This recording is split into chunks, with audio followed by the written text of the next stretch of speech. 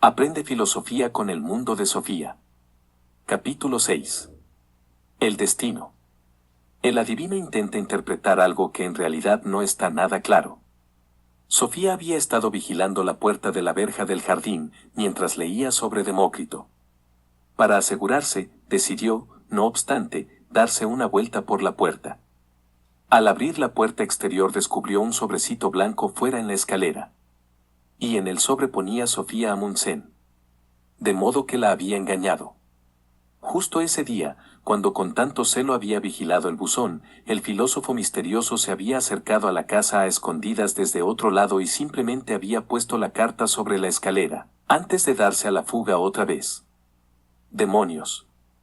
¿Cómo podía saber que Sofía iba a estar vigilando el buzón justamente ese día? ¿La habrían visto él, o ella, en la ventana? A uno menos se alegraba de haber salvado el sobre antes de que su madre llegara a casa. Sofía volvió a su cuarto y abrió allí la carta. El sobre blanco estaba un poco mojado por los bordes, además, tenía un par de profundos cortes. ¿Por qué? No había llovido en varios días. En la notita ponía, ¿crees en el destino? ¿Son las enfermedades un castigo divino? ¿Cuáles son las fuerzas que dirigen la marcha de la historia? ¿Qué si creía en el destino? No estaba muy segura. Pero conocía a mucha gente que sí creía. Varias amigas de clase, por ejemplo, leían sus horóscopos en las revistas. Si creían en la astrología, también creerían en el destincero, ya que los astrólogos pensaban que la situación de las estrellas en el firmamento podía decir algo sobre la vida de las personas en la Tierra. Si se creía que un gato negro que cruzaba el camino significaba mala suerte, entonces también se creería en el destino, pensaba Sofía. Cuanto más pensaba en ello, más ejemplos le salían de la fe en el destino. ¿Por qué se decía, toca madera, por ejemplo, y por qué martes 13 era un día de mala suerte? Sofía había oído decir que muchos hoteles se saltaban el número 13 para las habitaciones. Se debería a que, a fin de cuentas, había muchas personas supersticiosas. Superstición, por cierto, ¿no era una palabra extraña? Si creías en el cristianismo o en el islam se llamaba fe, pero si creías en astrología o en martes y 13, entonces se convertía enseguida en superstición. ¿Quién tenía derecho a llamar superstición a la fe de otras personas? Por lo menos, Sofía estaba segura de una cosa: Demócrito no había creído en el destino. Era materialista. Solo había creído en los átomos y en el espacio vacío. Sofía intentó pensar en las otras preguntas de la notita. ¿Son las enfermedades un castigo divino? Nadie creería eso hoy en día. Pero de repente se acordó de que mucha gente pensaba que rezar a Dios ayudaba a curarse, así que creerían que Dios tenía algo que ver en la cuestión de quién estaba sano y quién estaba enfermo. La última pregunta le resultaba más difícil. Sofía jamás había pensado en qué era lo que dirigía el curso de la historia. ¿Serían las personas, no? Si fuera Dios o el destino, las personas no podrían tener libre albedrío. El tema del libre albedrío le hizo pensar en otra cosa. ¿Por qué iba a tolerar que ese misterioso filósofo jugara con ella al escondite? ¿Por qué no podía ella escribirle una carta al filósofo? Seguro que él, o ella, dejaría un nuevo sobre grande en el buzón en el transcurso de la noche, o en algún momento de la mañana siguiente. Entonces, ella dejaría una carta para el profesor de filosofía. Sofía se puso en marcha. Le resultaba muy difícil escribir a alguien a quien jamás había visto. Ni siquiera sabía si era un hombre o una mujer. Tampoco si era joven o viejo. Por lo que sabía, incluso podría tratarse de una persona a la que ella conocía.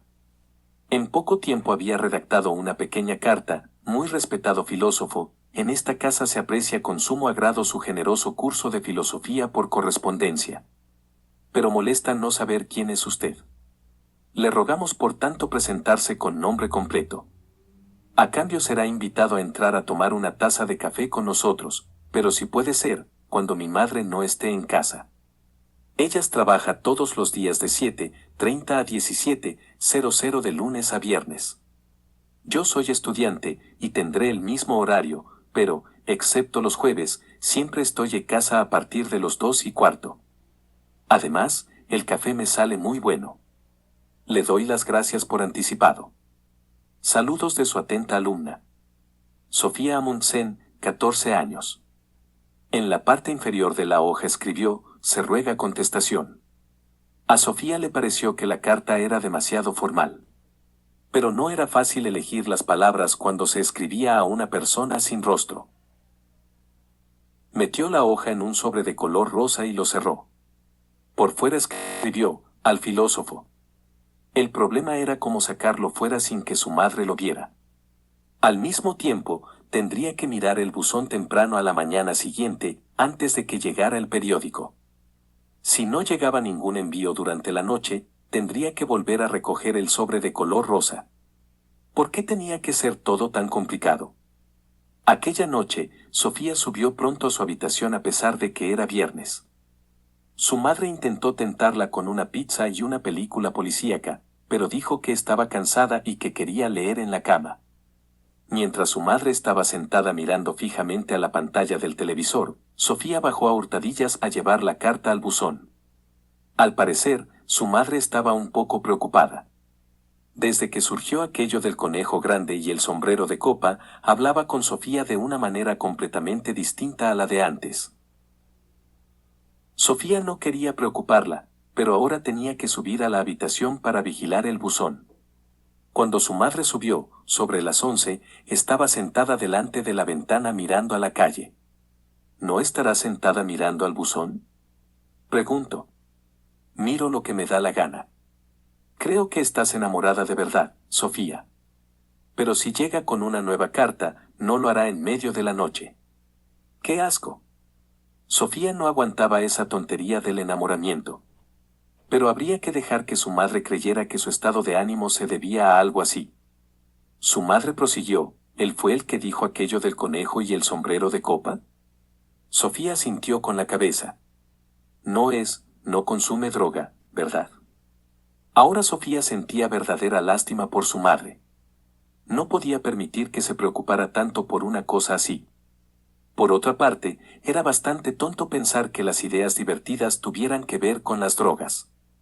Los mayores son un poco tontos a veces. Se volvió y dijo, mamá, te prometo, aquí y ahora que jamás probaré algo así, y él tampoco consume drogas. Pero le interesa bastante la filosofía. ¿Es mayor que tú? Sofía dijo que no con la cabeza. ¿De la misma edad? Dijo que sí. ¿Y le interesa la filosofía? Volvió a decir que sí. Seguro que es majísimo, cariño. Y ahora, creo que debes dormir. Pero Sofía se quedó durante horas mirando al camino. Sobre la 1, tenía tanto sueño que los ojos se le iban cerrando. Estuvo a punto de acostarse, pero de repente vislumbró sobre una sombra que salía del bosque. La oscuridad era casi total, pero había luz suficiente para poder distinguir la silueta de una persona. Era un hombre, y a Sofía le parecía bastante mayor. Por lo menos, no era de su misma edad. En la cabeza llevaba una boina o algo parecido. Miró una vez hacia la casa, pero Sofía no tenía ninguna luz encendida. El hombre se fue derecho al buzón y dejó caer dentro un sobre grande. En el momento de soltar el sobre, descubrió la carta de Sofía. Metió la mano en el buzón y sacó la carta. Al cabo de un instante, estaba ya otra vez en el bosque. Se fue corriendo hacia el sendero y desapareció. Sofía notaba cómo le latía el corazón. Lo que más hubiera deseado era salir corriendo tras él. Aunque pensándolo bien, no podía hacer eso, no se atrevía a ir corriendo tras una persona desconocida en plena noche. Pero tenía que salir a recoger el sobre, eso sí que no lo dudaba. Al cabo de un rato, bajó la escalera a hurtadillas, abrió cuidadosamente la puerta de la calle con la llave y se fue hasta el buzón. Pronto estaba de vuelta en su habitación, con el gran sobre en la mano. Se sentó sobre la cama conteniendo el aliento. Pasaron un par de minutos y no se oía ningún ruido en toda la casa. Entonces abrió la carta y comenzó a leer. Era evidente que no recibiría ninguna contestación a su carta hasta el día siguiente. El destino. Buenos días de nuevo, querida Sofía. Déjame decirte, de una vez por todas, que jamás debes intentar espiarme. Ya nos conoceremos en persona algún día, pero seré yo quien decida la hora y el lugar. No vas a desobedecerme, ¿verdad? Volvamos a los filósofos. Hemos visto cómo buscan explicaciones naturales a los cambios que tienen lugar en la naturaleza. Anteriormente, esas cuestiones se explicaban mediante los mitos. Pero también en otros campos hubo que despejar el camino de viejas supersticiones. Lo vemos en lo que se refiere a estar enfermo y estar sano, y en lo que se refiere a los acontecimientos políticos. En ambos campos, los griegos tuvieron una gran fe en el destino. Por fe en el destino se entiende la fe en que está determinado, de antemano, todo lo que va a suceder. Esta idea la podemos encontrar en todo el mundo, en el momento presente y a través de toda la historia. En los países nórdicos existe una gran fe en el destino, tal como aparece en las antiguas sagas islandesas. Tanto entre los griegos como en otras partes del mundo, nos encontramos con la idea de que los seres humanos pueden llegar a conocer el destino a través de diferentes formas de oráculo, lo que significa que el destino de una persona, o de un estado, puede ser interpretado de varios modos. Todavía hay muchas personas que creen en leer las cartas, leer las manos o interpelar las estrellas. Una variante típicamente noruega es la adivinación mediante los pozos del café. Al vaciarse la taza de café, suelen quedar algunos pozos en el fondo. Esos pozos pueden formar un determinado dibujo o imagen, sobre todo, si añadimos un poco de imaginación. Si los pozos tienen la forma de un coche, significa que la persona que haya bebido de la taza quizás vaya a hacer un viaje en coche. Vemos que el adivino intenta interpretar algo que en realidad no está nada claro. Esto es muy típico de todo arte adivinatorio, y precisamente porque aquello que se adivina es tan poco claro, no resulta tampoco muy fácil contradecir al adivino. Cuando miramos el cielo estrellado, vemos un verdadero caos de puntitos brillantes, y sin embargo, ha habido muchas personas, a través de los tiempos, que han creído que las estrellas pueden decirnos algo sobre nuestra vida en la Tierra.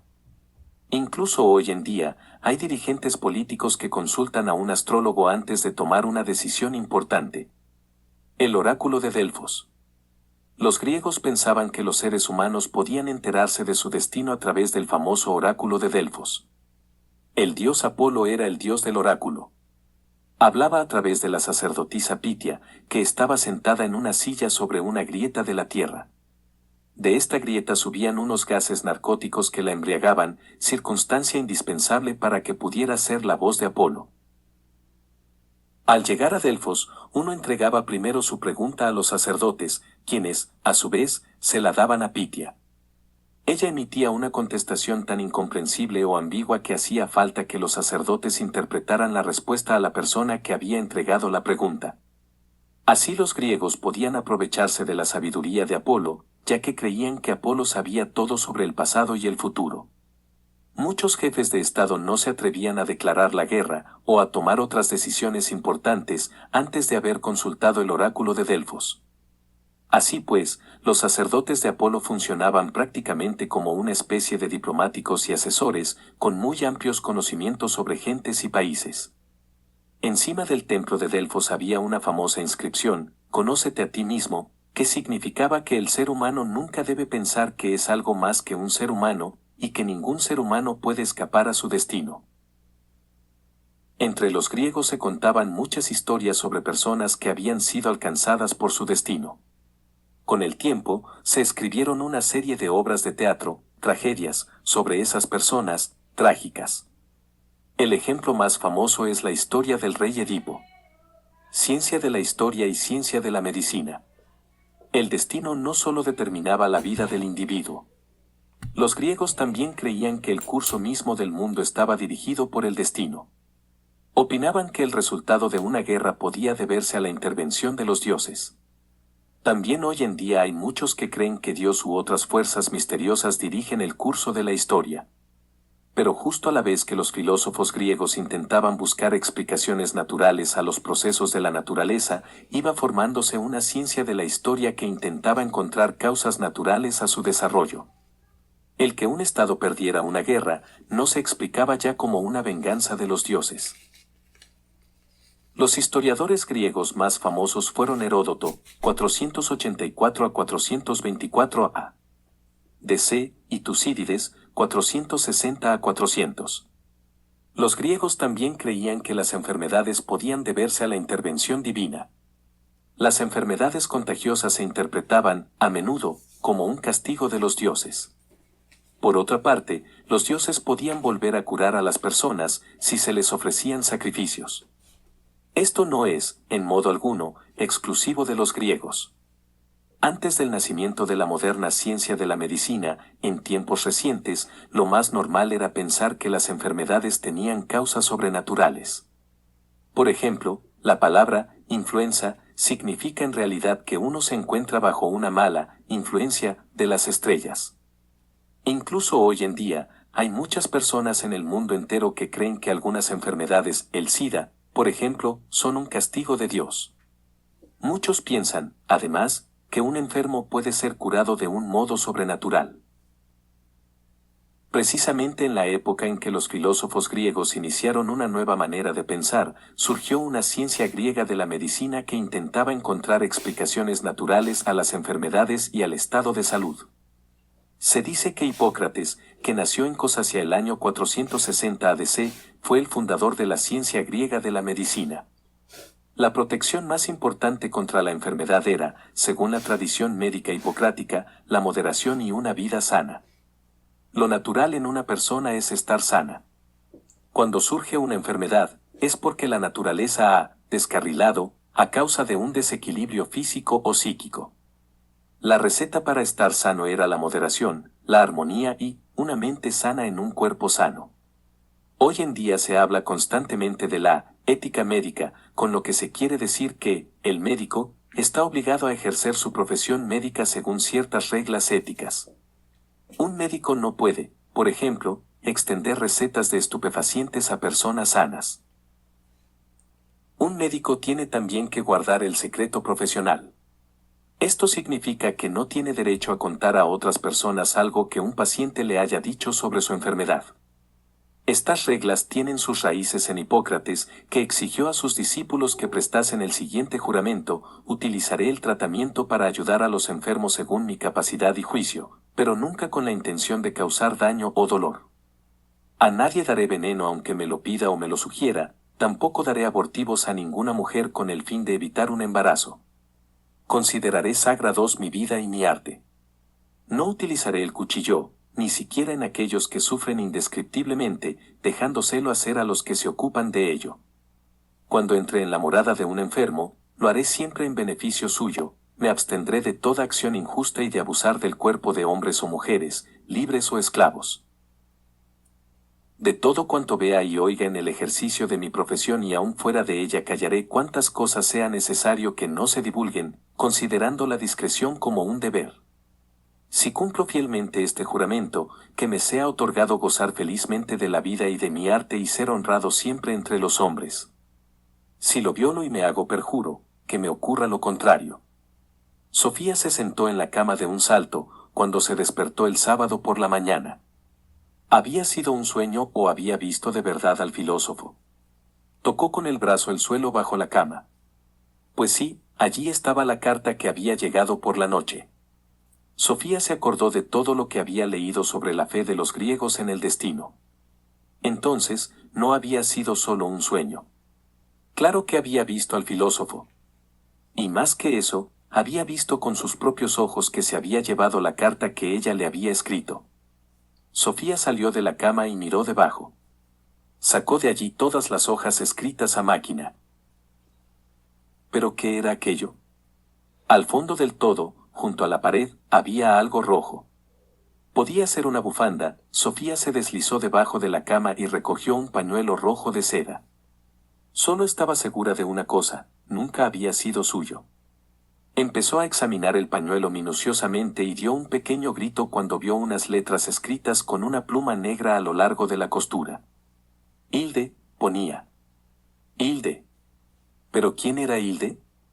¿Cómo podía ser que sus caminos se hubieran cruzado de esa manera?